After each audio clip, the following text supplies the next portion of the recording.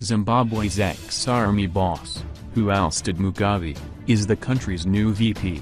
Harare, Zimbabwe state-run media is reporting that new President Emmerson Mnangagwa has appointed the country's former military commander as one of his two vice presidents.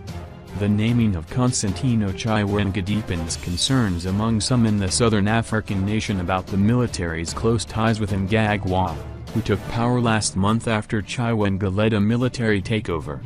The dramatic events forced longtime leader Robert Mugabe, then the world's oldest head of state, to resign after 37 years in power.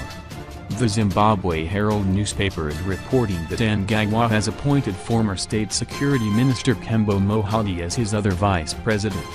Mnangagwa over the weekend appointed Chiwenga and Mohadi as vice presidents of the ruling ZANU-PF party.